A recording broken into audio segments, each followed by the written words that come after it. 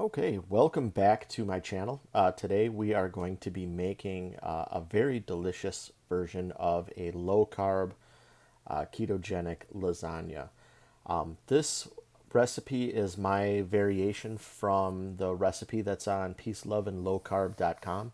It's extremely similar, a few minor changes, but if you're looking for the original recipe, that's the website that you can find it on. What you do is you basically make a sheet of noodles, which I'm going to show you in a second here. And to make these noodles, you're just going to basically mix 2 large eggs, 4 ounces of cream cheese, make sure it's softened, about a quarter to a half cup of Parmesan cheese, 1 1/4 cups of mozzarella cheese, shredded, some Italian seasoning, a little bit of garlic powder, and a little bit of onion powder. And then you mix it all up so it's really soft, and you spread it out onto a sheet pan, and then you bake it at 350 degrees until it is nice and brown like what you see here. From here, when this is all done and you have both sheets done, just kind of spread it out to about the size that you want. We're going to cut that into, and that's going to make the noodles for our lasagna. But before we do that, we need to cook up some either pork sausage, which is what I prefer to use, which is what you see here. I'm just cooking some standard Italian pork sausage. I like a little bit more seasoning in mine, so I'm going to sprinkle a little bit more Italian seasoning into my skillet. Again, cooking it's a personal choice, so you can do whatever you want with your sausage. You can use ground hamburger if you prefer that. Or you can make it meatless and add mushrooms, which are still keto friendly as long as you don't overdo it on the mushrooms. But I'm just going to brown up all of my pork sausage here. And that's what I personally like to use in both spaghetti sauce and lasagna. Just make sure you reserve all that fat, because all that good fat is what's going to keep you going through the day. So we'll just continue to brown up this meat and make a mess on our stove, which is fine. I need a little bit, should have grabbed the bigger cast iron instead of just the small one, but whatever. So here we are going to add in just a little bit of fresh rosemary and a little bit of fresh herbs from the garden. That's just going to brighten up the flavors of the lasagna a little bit. Let's clean a little bit off this stove here and get rid of that. I really should have grabbed that larger pan. No big deal, but it's just 1 pound of ground Italian sausage. The next thing we're going to be working on is we're going to do our base for the cheesy portion of the lasagna. So what you're going to want is like about one regular size container of full fat ricotta cheese. Mix in a little bit of garlic in with that, and we're also going to add in a little bit of mozzarella cheese, and if you want, a little bit of Parmesan cheese. So here we're adding Parmesan, and you just want to mix that in. It's just going to add a little bit more depth in with the cheese, and it's not going to be all 100% ricotta cheese. I also like to add in a little bit of Italian seasoning. So there's a lot of Italian seasoning in this lasagna, the way that I make it. If you don't want to use that much, that is completely up to you. So we're just going to mix this all together till everything is well incorporated, evenly distributed throughout this mixture. And if you want, add a little black pepper. So once again, in here we have ricotta. My personal choice is grated Parmesan cheese, Italian seasoning, and black pepper. And that's about the consistency that you want for creating your lasagna. So let's get working on our layers. So what we have is this aluminum pan, which I like to use, and we're just going to cut these noodles into strips and place them into this pan. So let's go ahead and start cutting our keto-friendly lasagna noodles, which are basically like just egg, cheese, and a little bit of seasoning.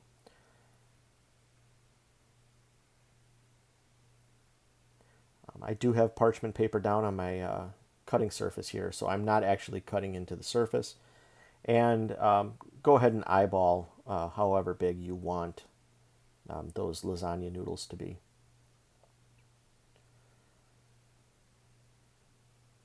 And what we're going to do is we are going to end up, well, here I'm just making sure that they're going to fit. They're all the proper size. That one's a little big, so we'll trim the end off. But then we're just going to lay down a layer of sauce, and then we're going to start putting our noodles together. And we're just going to assemble it. I'm sure most people have made a lasagna before, but I'm just going to demonstrate just putting together the layers of a lasagna after we get all of these noodles cut up. What's really interesting about this type of lasagna noodle is once it hits the sauce and it absorbs the sauce, and it mixes in with the cheese and the fat from your sausage or whatever meat you choose to use, or oil if you went with a vegetable version. It does come across very similar to a lasagna noodle. It has a little bit of that same texture and same mouthfeel. It's not exactly like a pasta noodle, but it's probably about as close as you're going to get and still be extremely low carb. So I'm going to add in a little bit to the bottom of this pan of some low carb marinara sauce.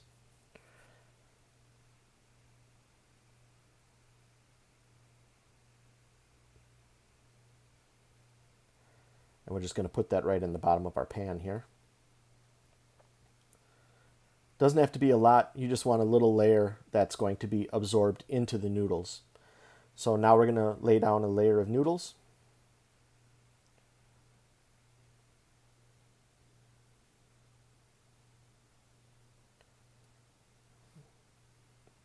And once we get our noodles into place, we're going to put down, here we'll just make sure we got a little bit more even coverage of the noodles down there. We're going to put down a little bit of our cheese mixture, and we're going to spread that into a thin layer. It takes a little bit of work to get that in and flatten it out, but once it bakes, it kind of thins out a little bit. It gets a little bit. It's not quite as thick as what it seems like when you're adding it in here. So just spread it all out.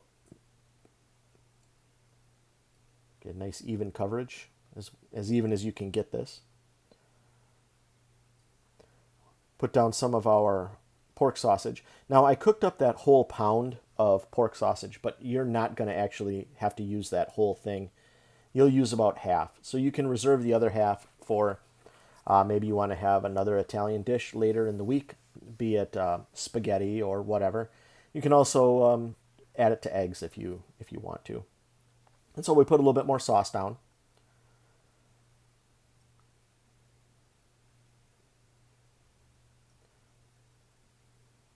I actually end up in my lasagna here, I end up using pretty close to a whole medium-sized jar of Rao's marinara, or even I think here I'm using the Ragu margarita pizza sauce, which is also pretty low in carbs. Sprinkle a little bit of cheese down, and then we will add in a little bit, or not a little bit, but we're going to add in more of our noodles. And we'll do one more layer like this, where we're going to put down our cheese, our sauce, our cheese, our meat, and then mozzarella.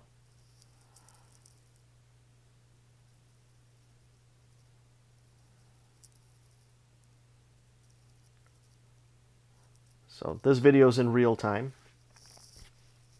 So you'll see, it doesn't take a whole lot of time to put this together, but it's one of my favorite lasagna recipes. Now you do have to watch your portion size, because there's a lot of lasagna even in this pan for a person. So you may get 4 to 6 servings out of this, but it will really cure those Italian dinner cravings that you may have. I've actually been making this recipe from that cookbook for quite a few years, 3, 4 years or so now. But it's my go-to, and I've just kind of adjusted it to fit my taste, which you can do with just about any recipe that you want, that you find. If there's a ingredient that you prefer over what's in it, feel free to experiment and just have fun with cooking. So we're going to put down our final layer of sauce here, and then top it with some mozzarella, and we're going to be good to go. There's a lot of calories in this as well, so if you're also watching your calories, make sure you weigh your food. Get a good kitchen scale and enter your recipe into a carb management app, and then weigh out your portions so that you know exactly what you're getting. It's really beneficial to weigh your food and to enter them into those apps. I think you'll be surprised at how many calories we're really eating, and how many carbs and how much protein we're really eating in a day, if you're not already tracking. Oh, this lasagna, if you are not going to bake it that same day, you can store it overnight if you want, but I wouldn't leave it in the refrigerator too long. The nice thing about these aluminum pans is a lot of times they will come with a plastic cover, which I'll show you in a second here. And you can put your plastic cover on the top, set it in the refrigerator. You could make this the night before or make it in the morning before you go to work, and cover it, and then put it in the oven when you get home.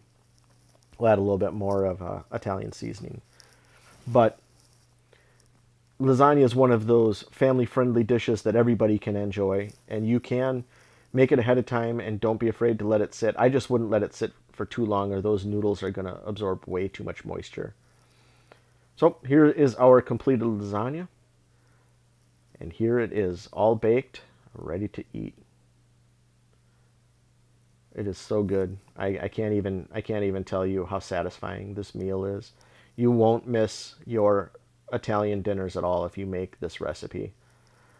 Doctor up the marinara sauce if you want. Add more garlic to it. Add some peppers. Add onions. I also made, I'm not including in this video, but I did make almost like a fathead dough breadstick to go along with it. And instead of using mozzarella cheese, I used cheddar cheese, which is why it kind of has a little bit of that orange kind of color to it. And just a lot of garlic and Italian seasoning. So there is our Italian meal for the day.